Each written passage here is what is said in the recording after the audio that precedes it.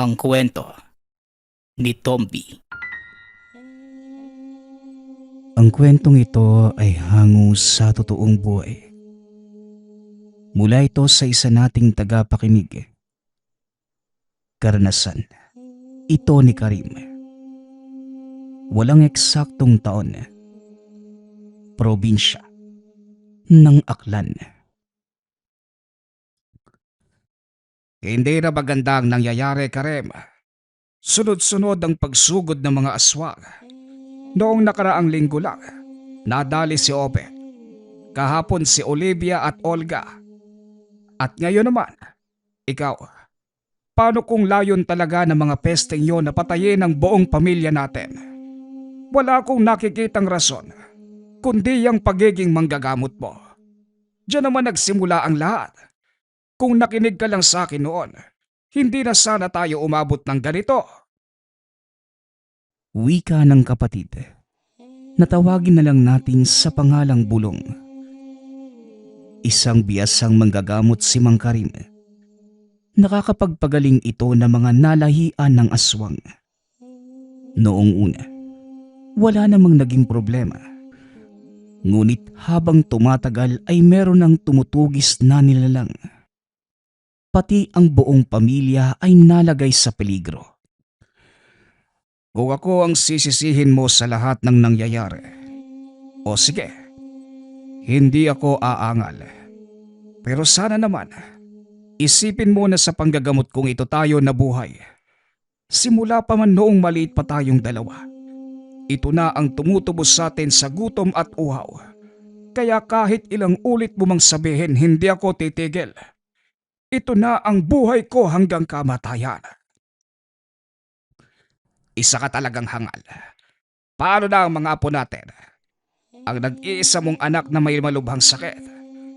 Karim, kung kaya mong labanan ang mga nilalang na yan, pues kami hindi. Ayos lang sana kung ikaw lang itong pupuntiryahin. Pati kaming inosente na dadamay. Sa puntong ito, umalingaw-ngaw sa bawat sulok ng tahanan ang nagtataasang boses. Napatago na lamang sa kwarto ang magkapatid na Olivia at Obed, kasama ang nanay na si Olga. Ewan ko na lang, Karim. Tumatanda na tayo pareho. Ang inaalala ko lang, ang ating mga pamilya. Iniwanan ng asawa si Olga. Maliliit pa ang mga bata. Tayong dalawa ang inaasahang poprotekta sa kanila. Pero tayo pa itong nagdadala ng problema. Lalo ka na. Hindi ko na talaga alam. Diyos me yung pabubuhay ito. Habang tumatagal na pepeste. Wika ni Bulong. Napabuntong hininga na lamang si Mang Karim. Naiintindihan ang hinaing ng kapatid. Subalit hindi kayang talikuran ang tungkuling minahal magmula pa noon. Buhat ng matuto sa ganitong gawain, hindi na naisipang tumigil dahil bukod sa natutuwang nakatulong sa kapwa, layon ding maturuan ng leksyon ang iba't ibang nilalang na patuloy sa pambibiktima. Pagkatapos nilang mag-usap ni Bulong, pumasok na ito ng kwarto upang masuri ang kalagayan ng anak. Kaagad namang sumiksik sa sulok ang mga bata pagkabukas ng pinto. Muli siyang napabuntong hininga nang makita ang kilos ng mga apo. O mga apo, bakit parang natatakot sa lolo ang mga mahal ko? Ano ba kayo? Ako lamang ito, ang lolo niyong gwapo. Pabirong wika ni Mang Karim. Paano ba naman hindi matatakot, tay? Ang lakas-lakas ng boses niyo ni Tiyo Bulong. Nag-aaway na naman kayo. Kung kailan tumanda na, mas napadalas pa yung bangayan. Hayaan niyo na kami, anak. Ganito lang siguro kapag tumatanda na. Naiintindihan ko ang galit ng Tiyo Bulong mo. Sadyang ako lamang itong ayaw niyang unawain. Tay, parang ikaw naman tong ayaw umunawa pa. Kung tutuusin, Tama naman si Lolo Bulong eh. Bakit ba ayaw niyong itigil yung panggagamot sa mga biktima ng aswang? Hindi niyo po ba napapansin na kayo na itong tinutugis nila? Pati kami nadadamay, lalo na yung mga apo ninyo. Pag-uusap ng mag-ama. Saglit na natigilan ang matanda. Napatingin sa mga bata na hindi magawang tumitig sa kanya. Bakas na bakas ang takot. Hayaan mo anak. Aayusin ko ang lahat ng problema natin nang hindi tinatalikuran ang pagiging manggagamot. Anak, alam mo namang marami ang umaasa sa aking kababayan. Lalo na sa kasagsagan ng pangyayanggaw ng mga aswang sa panahon ngayon. Tatay naman, ang pagtalikod nga sa tungkuling yan ang solusyon. Tapos hindi niyo pa rin ititigil. Ang tigas niyo talaga kahit kailan. Huwag kayong magsisisi kung darating ang araw na ibuburol na lang kami. Ayaw niyong makinig eh. Akin na ang gamot. Ako na ang bahala sa sarili ko. Iwanan niyo na lang po kami ng mga bata. Wika ni Olga. Sabay iwas ng tingin sa ama. Anak, huwag ka namang magsalita ng ganyan. Walang mamamatay sa pamilyang ito. Sisikapin kong ilayo sa kapahamakan pa. Hindi niya magawang tapusin ang pagsasalita dahil wala ng interes na makinig ang anak. Tumalikod ito. Lumabas na lamang ng silid. Hindi na nais pang magpumilit at baka mas lumaki ang hindi pagkakaunawaan. Nagpunta na lamang sa bakuran upang makalanghap ng sariwang hangin. Tanaw niya ang malawak na patag sa ibaba.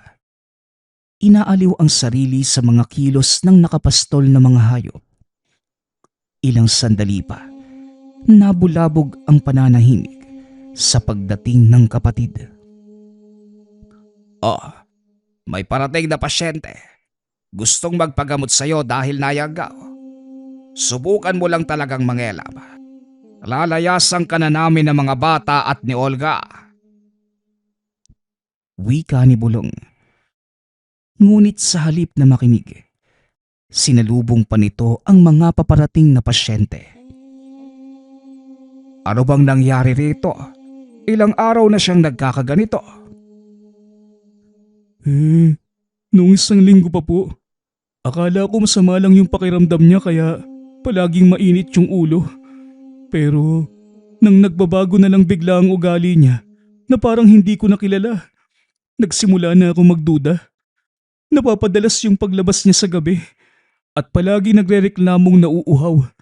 Nagugutom, kahit kakatapos lang namin kumain. Saka umaayaw sa putahing may asin. Naggulalaway na rin tapos nangangalmot sa dingding. Meron pa po pala. Umaakyat din po siya ng bubong.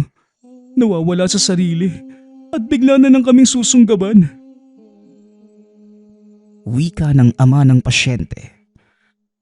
Napatanda na lamang ng krus ang matandang manggagamot.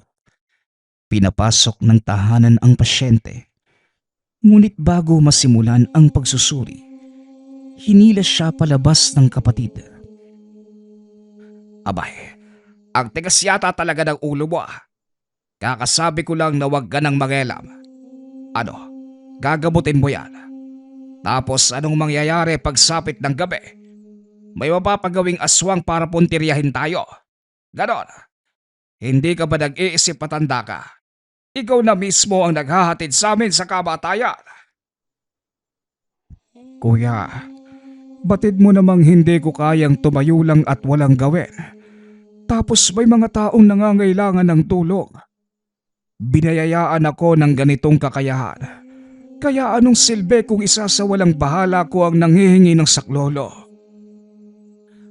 Ay nako, grabe ka na Karem. Tirik na tirik ang araw.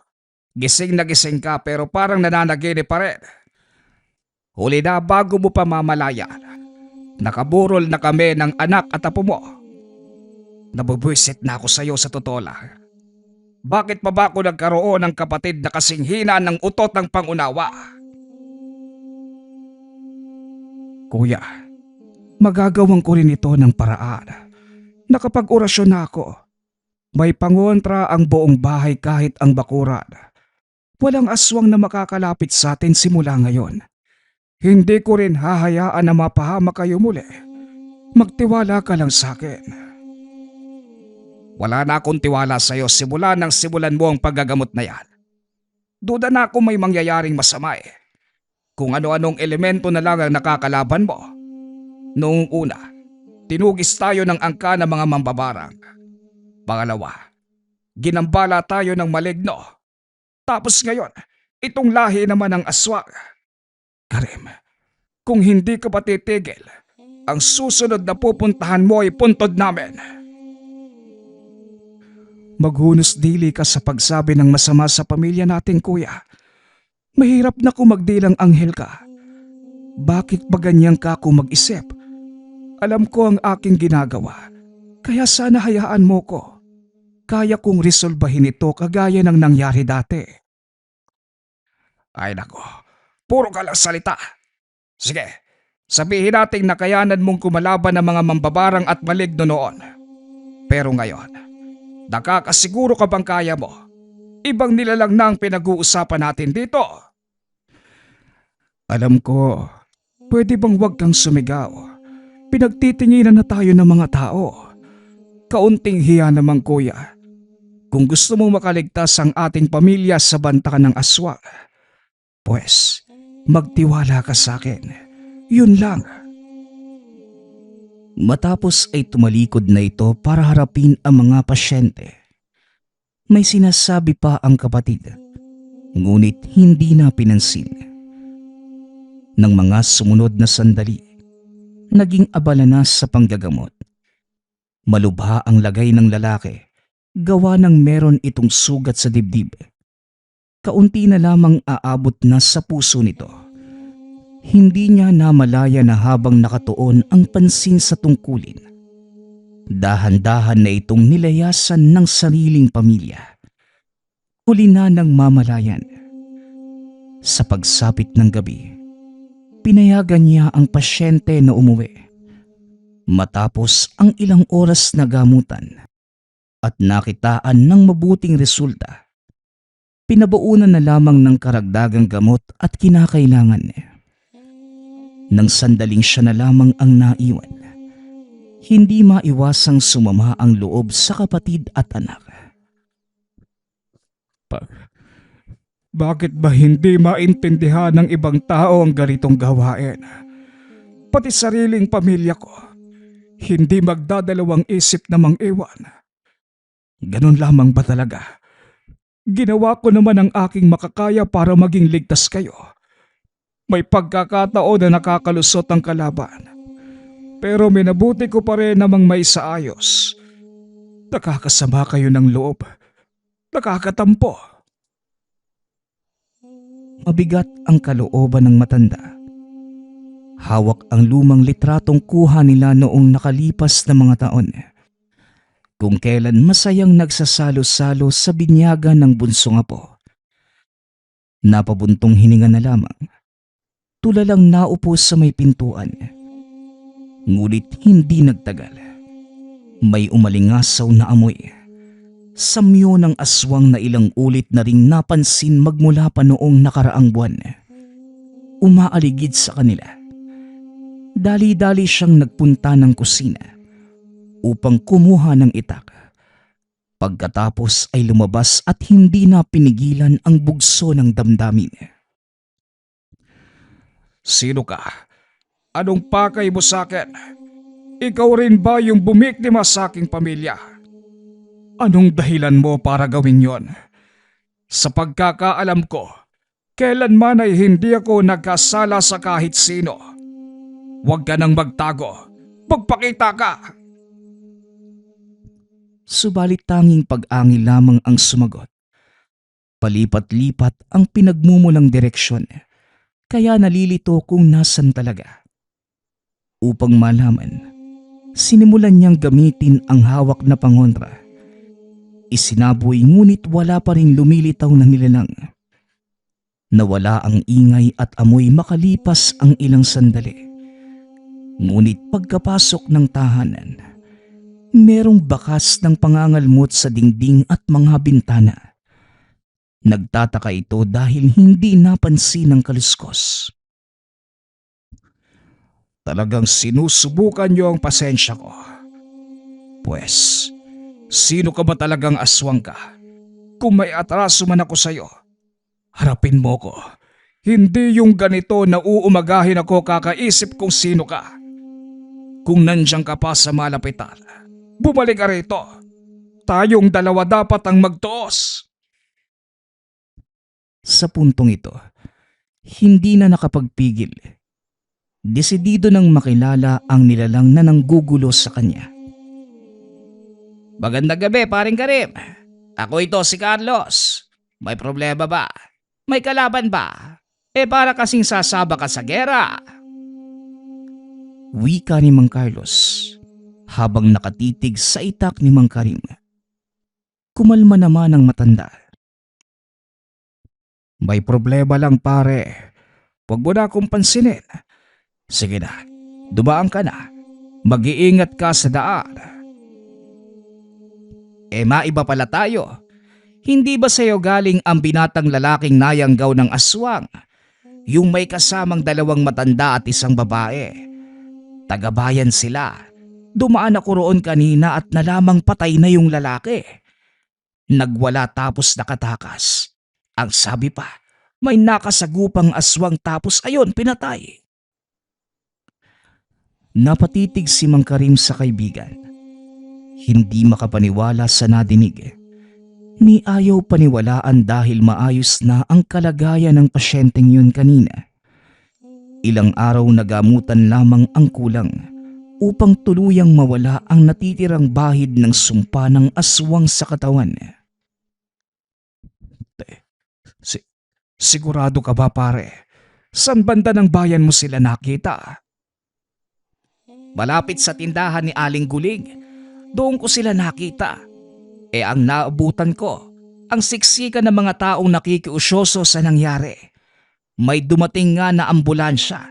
Kinarga yung katawan ng lalaking biktima. Pagkatapos makapagpasalamat sa balitang natanggap, nagmamadali itong naghanda para sa pag-alis. Pupuntahan ang bayan upang alamin ang katotohanan. Naabutan niya ang kapatid na babae ng biktima. Isinalaysay nito ang buong kwento. Maayos naman po si Kuya Jello pag uwi namin. Pinainom pa ni tatay ng gamot na bigay niyo. Iniwanan namin siya sa kwarto para makapagpahinga ng maayos. Makalipas lang yung ilang sandali. Bigla na lang siyang nagwala. Parang may nakita na kung ano. Takot na takot. Hindi namin napigilan. Nakatapos-tapos ng matagpuan namin wala ng buhay. Marami po siyang kalmot sa katawan. Kung hindi ko lang alam ang tungkol sa aswang, sasabihin kong pinagsasaksak siya ng patalim. Parang ganun kasi yung bakas ng mga sugat niya eh. Hindi ko sigurado pero kung talagang may nakita ang kapatid mo na ikinakatakot niya, posibleng yun din ang dahilan ng kanyang pagkamatay. Ineng, wala ka bang ideya sa ganap ng buhay ng iyong kapatid, mga kaibigan o kakilala na kahinahinala? Wala po Manong. Taong bahay lang yan si Kuya eh. Lumalabas lang kung may bibilhin sa tindahan. Hindi rin po pala kaibigan kaya gano'n na lamang yung pagtataka namin ng mayanggaw siya. Alangan naman pong kami yung nakahawa. Wala naman pong bahid ng aswang ang angkan namin. Hayaan mo. Mahanap din natin ang kung sinong nilalang na pumatay sa iyong kuya. Sa ngayon, kailangan kong makita muna ang katawan niya. Meron lamang akong titignan. Sinamahan ito ng babae sa morgue. Mabuti na lamang, hindi pa nagalaw ang katawan pagdating niya. Tama ring naroon na ang mga kaanak at nagkaroon ng pagkakataong makita. Pumasok si Mang Karim sa silid kung saan nalalagay ang katawan ng lalaki. Kagad niya itong sinuri. Napag-alaman na wala ng bahid ng sumpa ang katawan. Dahil dito naisip na sinadya itong patayin ng nilalang na sa kanyang palagay, ito ang mismong aswang na nangyanggaw rito.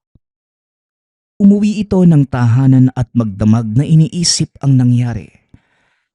Tinignan ang bawat anggulo. Pinagtagpi-tagpi ang kaliit-liitang detalye. Subalit kahit anong gawin, doon pa rin papunta ang lahat. Ang aswang na yumanggaw, ang mismong pumatay. Kung tama ako ng iniisip, sana iisang tao lang ito at ang nilalang na umaaligid sa aking pamilya para isahang panunugis na lamang ang gagawin ko. Humanda talaga siya sa akin. Kinabukasan, maaga itong naghanda ng mga gamit. Dadayo sa ibang lugar upang dalawin ang pasyente noong nakaraan. Biktima ng kulam na binigyan ng matinding karamdaman. Nang makarating sa tahanan nito, kagad sinimula ng pagsusuri at gamutan. Pagkatapos ay nagharap sa sala upang mapag-usapan ang mga bagay-bagay. Paring Karim, kailan ba talaga gagaling ang kondisyon ng aking anak? Maayos ang panggagamot mo. Makikita ang mabuting resulta sa bawat araw ng pagsusuri. Pero kailan ba talaga matatapos ang kanyang pagdurusa? Kahit hindi na siya nasasaktan, nakakaawa pa rin ang kalagayan dahil di makalakad. Pare, kaunting panahon na lamang ang bibilangin mo. Nagsimula nang maghilom ang sugat sa hita. Huwag nating madaliin dahil dyan din naman papunta. Sa ngayon, patuloy mo lamang siyang bantayan at ipainom ang gamot na ibinibigay ko. O sige, maraming salamat. Naiba pala tayo. Nabalitaan ko kay paring Bulong na may gumagambalang aswang sa pamilya niyo. May ideya ka na ba kung sino? Yan din ang hinahanapan ko pa ng kasagutan. Maila pang aswang. Puro pagpaparamdam at ayaw magpakita. Hindi ko nga rin alam kung pinaglalaruan lang ba kami o may kinalaman ito sa aking panggagamot. Oo nga pala pare. May balita ka ba kung nasan sila Bulong? Oo, alam ko kung nasan sila Olga at mga bata. Sa akin sila humingi ng tulong upang makahanap ng bahay na matutuluyan. Ang sabi ng kapatid mo, huwag kong sabihin pero kung magpupumilit ka, ano pa nga bang magagawa ko? Sa lumang bahay ng yumao kong ama sila nanunuluyan. Naroon sa kabilang sityo. Makikita ang bahay paglabas ng kantong yan. Yung kulay berde ang pintura at may bakod na bato at kawayan. Noong nagkausap kami ni paring Bulong, ang sama ng loob niya sa'yo. Nako, ayusin niyo kung ano ang hindi pagkakaunawaan ng meron. Magkapatid kayo. Ako ang sinisisi nila sa lahat ng nangyayari. Ilang ulit kaming sinalakay ng aswang at sila ang napuruhan. Inaayos ko naman, pero sadyang mahirap para sa kanila ang intindihin ako. Pilit akong pinapatigil sa panggagamot. Ayaw kong ang gawin dahil ito na ang aking buhay. Kung sa bagay, tanda ko pa nga nung araw na natuto kang manggamot gamit ang pambihirang kakayahan. Naging sagot na rin sa kahirapan dahil kahit papano, nag-iiwan ng pera ang mga pasyenteng ginagamot mo. Pero pare, huwag mo silang kalimutang intindihin. Sadyang mahirap sa kanilang unawain ang mga bagay na ginagawa mo at ang iniisip lamang nila, ang kaligtasan lalo pat may aswang na gumugulo sa inyo. May kasama pang mga bata. Naisip ko na nga rin yan pare. Ang sakin lang, sana unawain lang din nila ako kahit kaunti. Napabuntong hininga si Mang Karim. Pagkatapos magmerienda, pinuntahan ang bahay na tinutuluyan ng pamilya. Si Mang Bulong pa mismo ang nagbukas ng pinto at kamuntikan pa siyang mataga. Kita mo na Karim, kasalanan mo talaga ito. Natataranta kami sa tuwing may kakatok sa pinto o kahit makarinig lang na may hinang kaluskos. Ano bang ginagawa mo rito? Kung susubukan mong kumbinsihin kaming bumalik sa bahay, wag na dahil hindi na kami sasama. Nasaan si Olga at ang mga bata? Maayos ba kayo rito? Wala bang nanggugulo sa inyo? Nasa kwarto sila, natutulog. Huwag mo nang puntahan at baka maistorbo pa. Ngayon lang nakatulog ang mga yon. Gawa na matinding pangamba na baka pati rito masundan ang kalaban mong aswang. Mukhang maayos naman kayo rito. Hindi na ako magpupumilit pero wag mo akong pigilan sa pagdalaw. Pamilya ko pa rin kayo at responsibilidad kong malaman ang kalagayan nyo. Bigla namang tumawa si Mang Bulong. Talaga ba, Karem? Ang kapal na mukha mong sabihin yan pagkatapos ng nangyari. Kamunti kang mamatay si Olga at mga bata. Wala kang nagawa noong sinalakay sila. Siguro mas mainam kung sakin muna sila. Ako na ang bahala sa kanila, baka sakaling may magawa pa akong mabuti kahit tsuhin lang. Aba, parang sinasabi mo rin na wala akong kwentang ama at lolo sa kanila. Sa tingin mo ba, hinahayaan ko lang kayo? Ginawa ko ang lahat ng aking makakaya para protektahan ang pamilyang ito. Huwag ka namang magsalita ng ganyan. Kung ginawa mo ang lahat para protektahan kami, bakit may nasaktan? Bakit may napapahamak? Swerte na lang dahil binigyan pa ulit ng tsansang mabuhay. Karem, kung alam mo lang kung gaano ka kinasusok naman ng sarili mong anak at mga apo, baka sakaling maintindihan mo ang punto ko. Napaiwas na lamang ng tingin si Mang Karim. Huminga ng malalim para pakalmahin ang sarili. Hindi na nais pang sabayan ang mainit na ulo ng kapatid. Mag-usap na lang tayo siguro sa ibang araw. Kapag pareho na tayong kalmado. Sige na. Ihahabiling ko sa iyo si Olga at mga bata. Siguraduhin mong maging ligtas sila at huwag pababayaan ha. Wika ni Mang Karim bago umalis. Pagsapit ng hapon, nasa bakuran na si Mang Karim. Inihahanda ang mga kagamitan para sa pagpapausok. Nakasanayan niya itong gawin upang itaboy ang mga masasamang elemento na sumasabay sa hangin. Ngunit nang sindihan ng kamangyan, laking gulat niya dahil hindi ito tinablan. Naunawaan din kagad ng umalingasaw ang matinding amoy. Dali-dali siyang nagpunta ng likod bahay kung saan ito nagmumula. Doon naabutan ang aswang na nagmamadaling umalis. Dali-dali niya itong sinundan hanggang sa nagkaroon na ng engkwentro. Malakas ang nilalang na kahit anong gawin, hindi kayang talunin. Kahit ang pangontra ay walang naitulong dahil hindi gumagana. Ilang beses pang tumilapon at tumigil matapos magtamo ng sugat. Anong uri ng aswang ka ba? Saang lahi ka nagmula? Ngayon lamang ako nagkaroon ng kalaban na kagaya mo. Magpakilala ka! Ngunit ang tanong niyang yun ay sinagot lamang ng malakas na pag-angil. Hindi na rin nagawang mahabol ng kalmutin sa muka at ibalibag sa kabilang puno. Wala nang ideya sa nangyayari matapos mawala ng malay. Pagkabalik sa ulirat, mukha ni Mang Carlos ang bumungad sa kanya.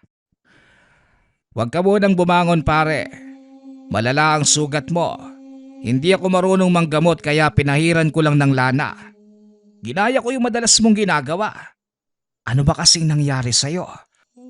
Mabuti na lang doon ako dumaan kung saan ka nawala ng malay. Kamuntikan pa akong atakihin sa puso sa gulat eh. Wala ka bang nakitang aswang? May nakasagupa ako.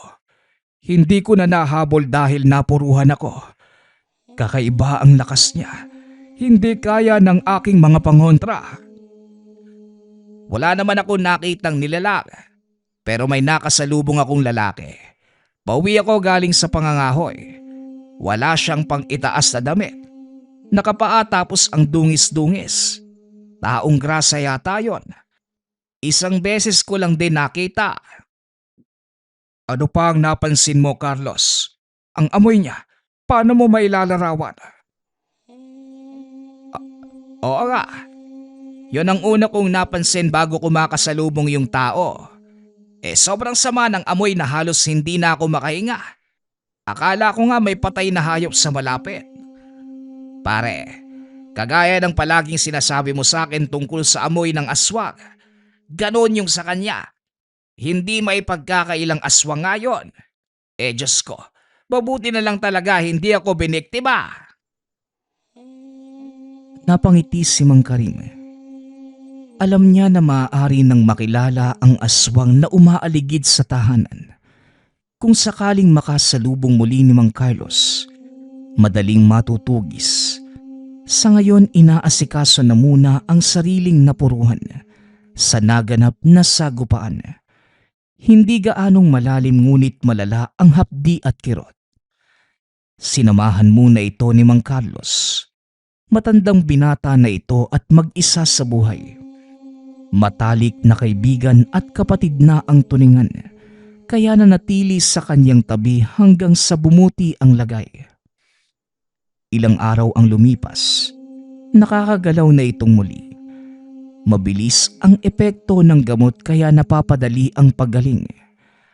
Habang wala pang pasyenteng lumalapit, sinamantala ang pagkakataon na paghandaan ang muling pagsalakay ng aswang. May balbas yung lalaki. Di pa matanda. Nasa edad 40 siguro. Matangkad lang ng kaunti sa'yo. Kayo manggi ang balat at hanggang balikat ang haba ng buhok. Masama yung tingin na parang galit sa mundo. Paglalarawan ni Mang Carlos. Pakatatandaan ko yan, pare. Maraming salamat. Babayaran ko rin balang araw ang kabutihan mong ito. Kung muli mong makasalubong yung aswang, sabihan mo ko kagad. Makakaasa ka pare. Mauna na muna ako. May baka pa akong aalagaan. Dadalaw ako sa susunod na araw. Mag-iingat ka. Hinatid niya ang kaibigan hanggang sa daan. Nagpapasalamat dahil sa kabila ng pagtalikod sa pamilya, meron itong kaibigang maaasahan. Ilang sandali pa ang lumipas. Hapon pa lamang, ngunit kinukutuban na siya sa hampas ng hangin. Banayad ngunit may samyo ng aswang. Mahina ngunit malakas ang banta. Lumabas upang matignan ng paligid. Bukod sa normal na ganap ay walang mahagilap na kahinahinala. Tanging ang amoy na nasa hangin lamang. Ay nako, ito na naman tayo sa kaduwagan. Puro pagpaparamdam at ayaw magpakita. Lumapit ka kagaya noong nakaraan. Magtoos tayo muli. Nang makita ang bahay ni Mang Carlos sa unahan, nagmamadaling magpunta doon dahil nahagip ang likod ng isang lalaki. Nakapareho ng deskripsyon na sinabi nito. Natigilan pagdating sa likod bahay dahil bumungad ang baka na wala ng buhay. Puro kalmot sa leeg at bumabaha ng dugo sa mismong kinalalagyan. Iniwanan niya ito at sinundan ang dinaanan ng lalaki. Muli silang nagpang-abot sa kakahuyan. Inabangan siya kaya unang napuruhan. Matapos sunggaban ay hindi na nakalaban. Dali-dali pa nitong kinuha ang pangontra at inihagis sa malayo. Isang mahinang manggagamot. Iniisip ko pa kung gaano ka kalakas. Dahil lahat ng biktima ko napapagaling mo. Pero ngayong nakatapat na kita, kasing hina ka lang pala ng bata. Wika nito, sabay apak sa ulo. Kung ganon, tama nga ako. Ikaw ang nanggugulo sa pamilya at mga kababaryo ko. Sino ka ba para gawin yon? Anong karapatan mo para pestehin ang buhay namin? Yan talagang naisip mong itanong. Hindi ang anong atraso ko para idamay pati ang pamilya ko. Natahimik si Mang Karim. Ang totoo, may takot sa kanyang puso kaya hindi magawang itanong ang bagay na yun. Ayaw niyang malaman dahil sa ideyang lalamunin ng sariling kahihiyan tungkol sa hinala sa mga nangyayari. Ayaw mo talagang itanong. Paano ba yan? May balak sana akong magbigay ng sagot. Makinig ka, manggagamot.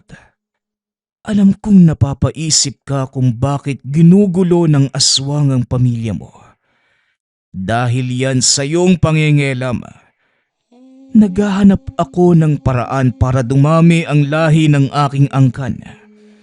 Pero ang lahat ng niyayanggaw ko, dinadala sa iyo at ginagamot mo naman. Sa halip na madagdagan kami, pinipigilan mong hayop ka. Wika ng lalaki. Mas lalong napasigaw si Mang Karim nang diinan ang pag-apak sa ulo. Sinubukan pa niyang manlaban, ngunit natatalo pa rin at nauwi sa pagtamo ng panibagong sugat. Ilang ulit pa siya nitong binalibag hanggang sa hindi na nakagalaw sa labis na pananakit ng katawan. Ngayon pa lang ako nakaengkwentro ng isang manggagamot na sobrang hina. Marami na akong nakalaban, pero lahat sila natatapatan ako. Ikaw lang ang bukod tanging hindi. Isa kayatang huwad. Sabihin mo na kung anong gusto mong sabihin. Pero ito ang tatandaan mo. Sa susunod nating pagkikita, sisiguraduhin kong ikaw ang luluhod sa aking harapan at magmamakaawa. Humagalpak ng tawa ang lalaki. Sinubukan ni Mang Karim na tignan ito sa muka upang makilala, ngunit sa tuwing gagawin, mabilis itong nag-iiwas o hindi kaya tatakpan. Ito ang kanyang pinagtataka. Maingat ang nilalang. Ayaw ipakita ang itsura. Ilang sandali pa bago muling umatake. Nagmamadali itong tumakas dahil sa lakas ng sigaw ni Mang Carlos. Natunton sila nito. Sinusundan ang patak ng dugo mula sa binagsaka ng alagang baka. Hanggang sa kakahuyan, gulat pa nang makita siyang duguan. Sus Mariosep, ano ba ito? Ikaw na lang palagi ang nakikita ko, pare. Ano bang nangyayari? Pati baka ko nadali. Sino ba ang lintik na yon? Matalim itong aking itak. Gigilitan natin yun ng leeg. Ang bilis mo namang makalimot. Siya mismo yung lalaking aswang na nanggulo sa pamilya ko. Ang taong grasang nakasalubong mo noong nakaraan. Pambihira. Sinasabi ko na nga ba eh. Kanina ko pa napapansin na merong umaaligid sa likod bahay. Dahil wala ako nakita, binaliwala ko lang. Umalis ako para manguha ng dayami tapos pag uwi ko wala na yung alaga ko. Diyos ko naman pare, nakasalubong ko lang naman siya, bakit parang nadamay pa ako? Siguro, napansin niya na magkakilala tayo. Huwag kang mag-alala pare. Hindi ko nahahayaan na may masamang mangyari sa'yo. Tulungan mo muna ako. Kailangan kong magamot itong sugat ko. Muli itong tinulungan ng kaibigan. Mababaw lang ang natamo. Dahil nasaan yung tao ang lalaki ng sumalakay. Sa puntong ito, hindi na siya mapakali kaya naman hinalungkat ang lumang baul upang kunin ang sandatang minsan nang ginamit ng kaninu-ninuan. Isa ito sa pinakaiingatan ng kanilang angkan. Huling alas kapag mahihirapang kalabanin ang lahi ng aswang. Ang punyal na may pinagsamang pangil ng baboy ramo at mutya ng kidlat. Kung hindi kita madadaan sa mano-manong kaalaman ko bilang manggagamot, pues tignan natin kung kaya mo pang tapatan ng sandatang ito. Sinimula na rin ang paglilinis sa mga ito at dinasalan. Sa mga sumunod na araw, alistong-alisto si Mang Karim. Hindi na rin muna tumanggap ng mga pasyente. Binibigyan na lamang ng gamot at pinapauwi rin kagad. Ayaw niya na may madamay pa habang nasa paligid ang aswang at humahanap ng pagkakataon. Ilang beses ding nagparamdam ang nilalang. Ngunit sa tuwing bibit-bitin na ang sandata, kagad nawawala na parang natatakot. Ay nako, ito lang pala ang katapat sa katulad mong masyadong mayabang. Halika rito, lumapit ka sa akin katulad ng ginagawa mo dati. Wala kang takot na humarap noon. Basta-basta mo na lang ako ibinabalibag. Tapos ngayong binitbit ko na ang punyal, nababahag na ang buntot mo. Naduduwag ka na ba? Huwag muna, dahil hindi pa tapos ang pagtutuos natin. Wika ni Mang Karim habang nakatingin sa paligid. Naaamoy ang aswang kanina ngunit ngayon ay wala na. O pare, nandito ka lang pala. Kailangan mong bumalik sa bahay mo. May pasyenteng dumating. Kailangan mo siyang magamot kagad. Nagsabi na ako sa mga tao na hindi ako tatanggap hanggang sa susunod na linggo. Alam mo namang may mas kailangan akong atupagin ngayon. Nako pare, hindi mo mahihindian ang pasyenteng dumating. Mismong apo mong si Obet. Malala ang sugat ng bata. Dalian mo na! Dahil sa nadinig, kumaripas ito ng takbo pa uwi at naabutan ang apo. Umiiyak karga-karga ng tiyuhin. Kagad niyang sinuri at ginamot. Naagapan naman bago lumala ang kalagayan. Hindi ordinaryo ang sugat ni Obed. Ano bang nangyari? Ang sugat na ito ay gawa ng aswang. Sinalakay ba kayo ulit? Akala ko ba ikaw na ang bahala sa kanila? Bakit sila napahamak? Talaga Karim, ang lakas ng loob mong magtanong sa akin ng ganyan. Gayong ikaw ang dahilan ng lahat. May lalaking pumunta sa bahay kanina. Nagtatanong tungkol sa iyo. Hindi ko sinagot dahil masama ang loob ko. Nagpaalam ito pagkatapos may aswang na bigla na lang sumalakay. At si Obet ang nadali. Sabihin mo ngayong wala kang kinalama. Napabuntong hininga si Mang Karim upang pigilan ang damdamin. Mas lalo pang hindi makapaghintay na muling makaharap ang aswang. Mapapatay ko talaga ang hayop na yon. Ilang ulit na niya akong dinamay. Huwag kang mag-alala. Malapit ko na siyang mahuli. Nagkaharap na kami. Sa susunod naming pagkikita, hindi na ako makakapayag na makawala pa. Naaalala mo ang mutya at punyal na ginamit ng ating kaninunuan sa panunugis noon. Gagamitin ko yun ngayon. Upuksain ko ang aswang na yon at pagbabayarin sa lahat ng kanyang kasalanan. Ano ka mo?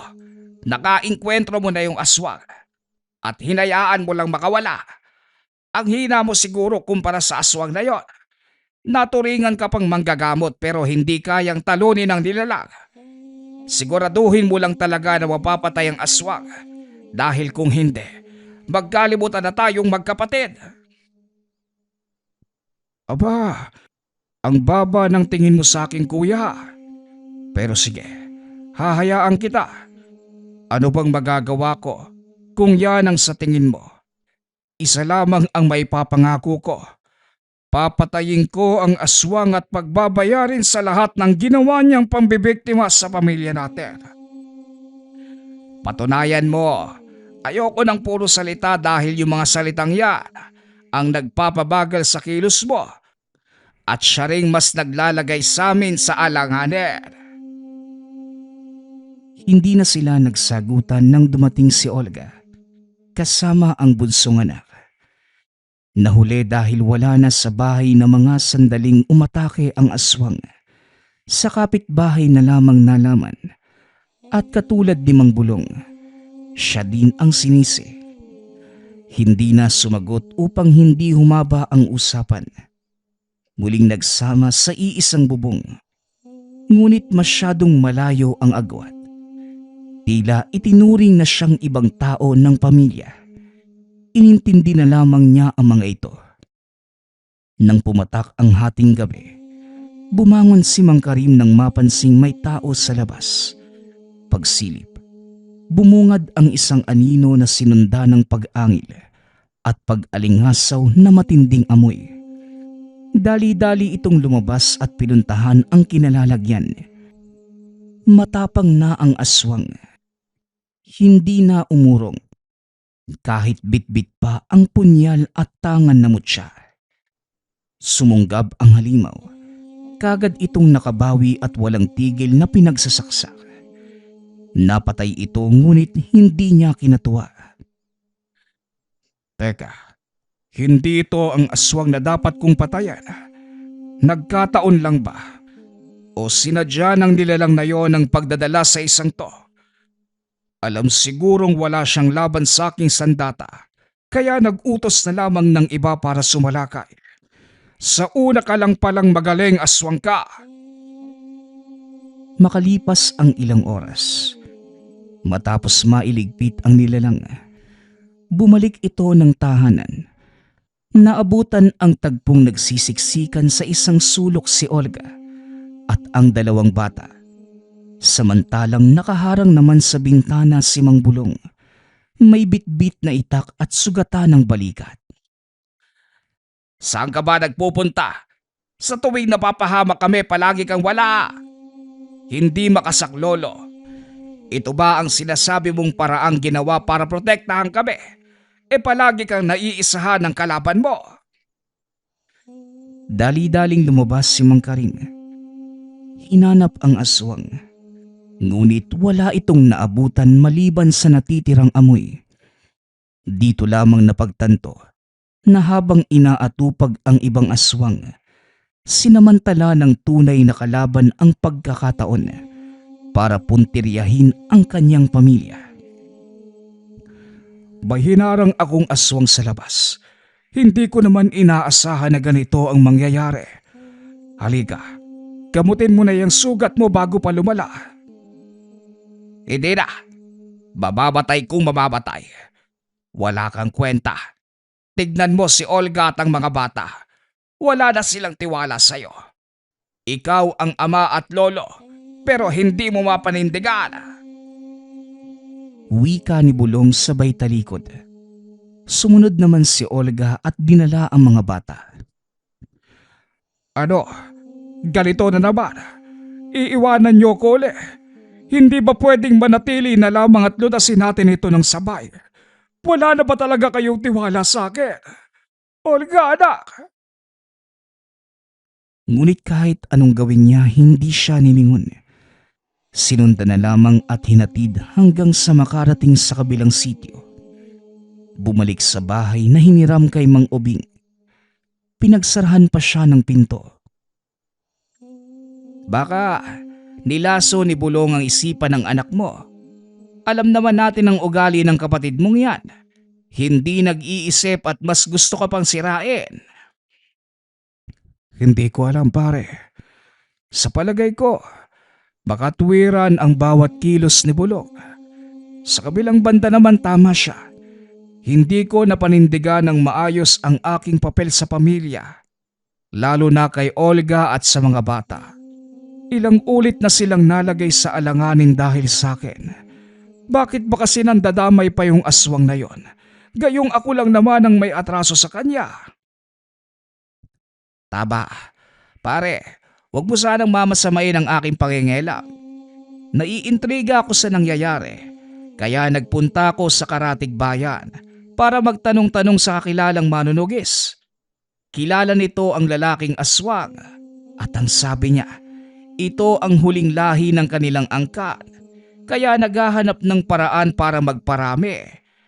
Ang kakilala kong ito ang tumugis sa mga magulang niyang aswang at hindi basta-basta mapapatay.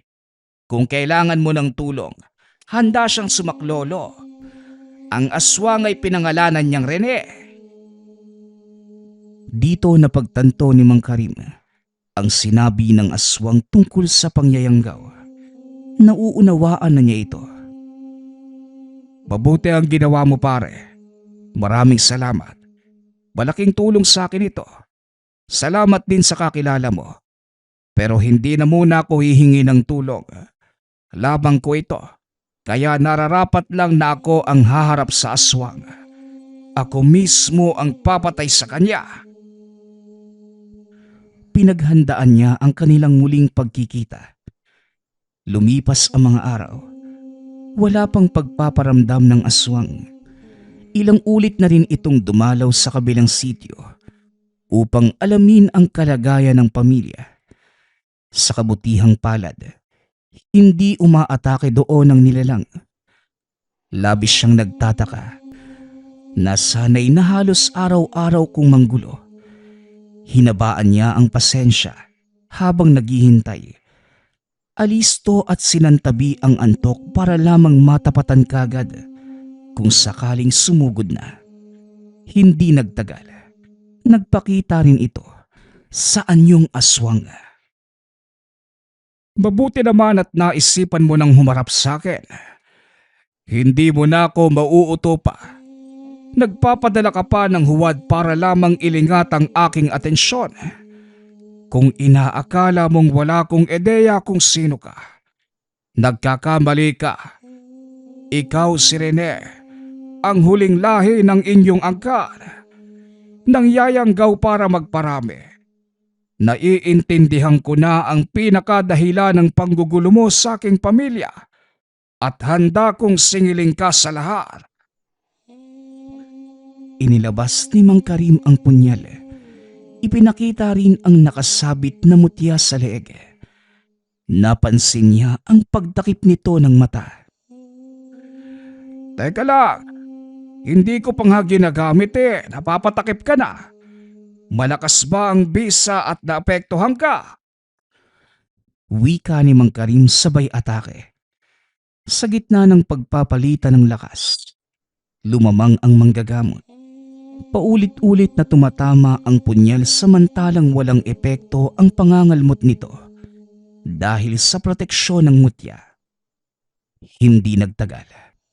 Umandusay ang nilalang, ngunit hindi niya tinigilan ang pagsaksak hanggang sa mawakwak ang tiyan at dibdib.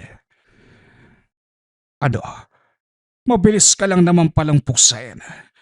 Matibay na sandata lang pala ang katapat. Tunaw kagad yung pagiging mayabang mo.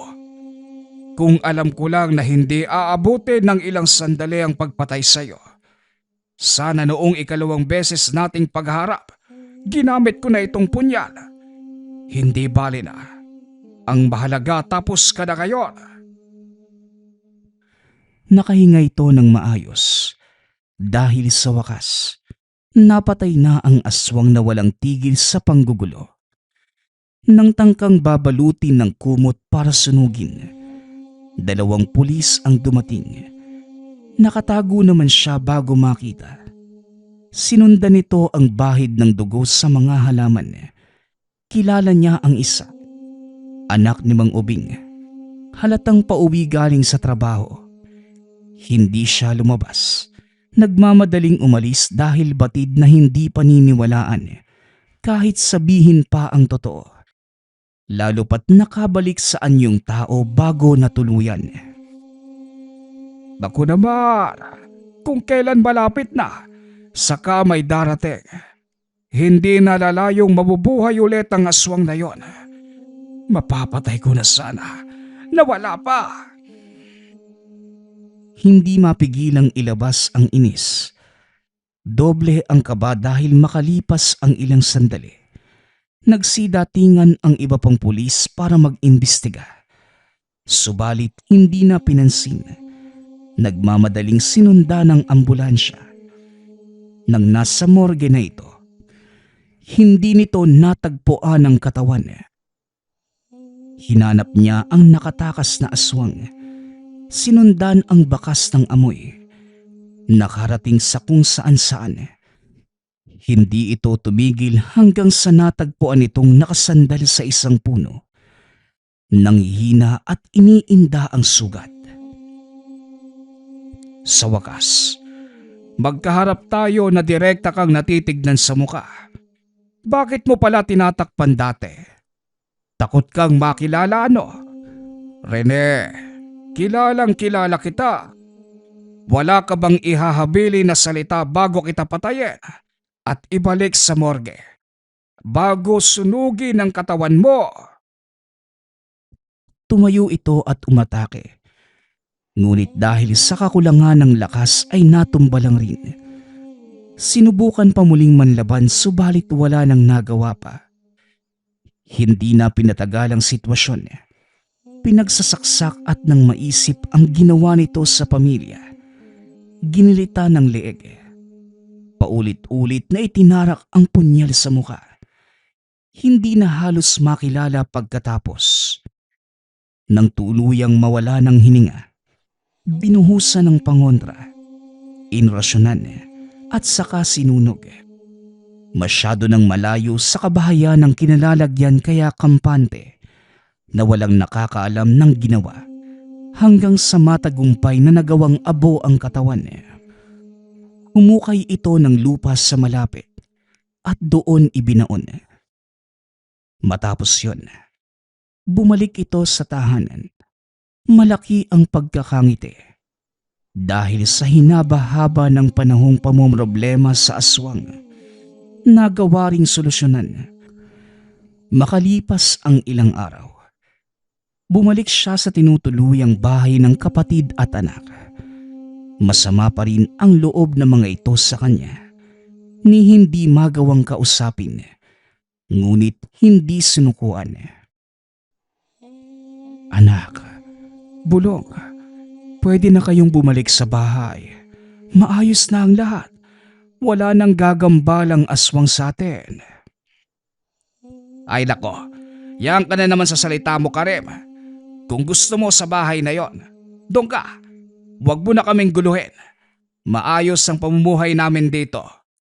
Sina Olga at mga bata walang balak na bumalik doon. Saka na lamang siguro kung ititigil mo na ang pagiging manggagamot mo. Katumbas noon ang pagkawala ng mga aswang na sasalakay sa amin anumang oras. Yun nga yung ibabalita ko ngayon. Napatay ko na yung aswang na nanggugulo sa atin. Wala na siya. Pinatay ko na. Nailibing na. Tapos na ang pambibiktima sa atin. Malaya na tayong makakagalaw muli sa paligid ng walang pangamba. At paano kami maniniwala sa iyo, Aber? Wala kang patunay. Mahirap kang paniwalaan, Karim. Ilang ulit mo nang sinabi na ligtas kami. Napoprotektahan pero kabaliktaran ang nangyayari. Ayaw na naming malagay sa bingit ng kamatayan kaya tama na. Huwag mo na kaming kumbinsihin. Kuya, ano bang kailangan kong gawin para bumalik kayo sa akin? Tama na yung ugaling yan. Nakakapagod na ring intindihin. Bumalik na kayo sa bahay dahil wala nang panganib. Ano? Parang ako pa ang hindi makaintindi. Karim, ang gusto ko lang maging ligtas ang pamangkin at mga apo ko. Hindi ako manggagamot katulad mo. Ni walang alam sa pakikipaglaban sa ibang nilalang o elemento. Pero kahit papano, mas ligtas sila sa akin kaysa sa'yo. May kakayahan ka nga. Pero palagi naman kaming nalalagay sa peligro. Naku naman, paulit-ulit tayo eh. Wala nang katapusan ang salita mong yan. Pinapamukha mo sa akin na mas magaling ka. Oo, aaminin ko, hindi na ako aangal. Pero pwede bang isantabi mo yan at bumalik sa bahay? Pamilya tayo. Dapat nagsasama-sama sa iisang bubong. Sa oras man ng kaligtasan o kapahamakan. Hindi nga ako nagreklamo noong iwanan nyo na lang basta-basta. Ligtas kayo rito habang ako ilang ulit napapahamak sa kalagitnaan ng pakikipagpatayan sa aswang. Bigla itong napatigil nang mapagtantong tila nanunumbat na. Tara na, halina kayo sa bahay natin. Ligtas na doon. Pangako wala ng aswang, wala ng panganib. Ilang araw pa itong nagpabalik-balik upang mangumbinse. Kung hindi lamang dahil kay Mang Ubing na sinabing gagamitin na ang bahay, hindi sila babalik. Sa muli nilang pagsasama, pinatunayan ni Mang Karim na kaya niyang protektahan ang pamilya laban sa anumang banta. Sinikap na maipakita sa kapatid ang kayang gawin para sa kanila. Kahit nabuhay pa ang itaya, unti-unti naman nitong nauunawaan at kalaunan tinanggap ang pagiging manggagamot ng maluwag sa kalooban. Habang ang anak naman na si Olga, dahan-dahang inunawa ang buhay niya hanggang sa naging buo ang tiwala. Nagpatuloy ito sa panggagamot. Wala nang nadinig pa na kung ano-ano mula sa pamilya. Dito lamang naramdaman ang kaginhawaan at tunay na saya. Sa ideyang ang dating walang tiwala, ngayon kumakapit na sa kanya. Hindi na rin nasundan ang malagim na pangyayari dahil ang mga nagpapagamot ay yung biktima ng barang at kulam na madaling napapakiusapan ang may sala. Nagpapasalamat nga pala ako sa lahat ng sumusuporta sa ating channel. Nawa ay patuloy niyong suportahan at pakinggan ang ating mga kwento. Hanggang sa muling pakikinig. Paalam.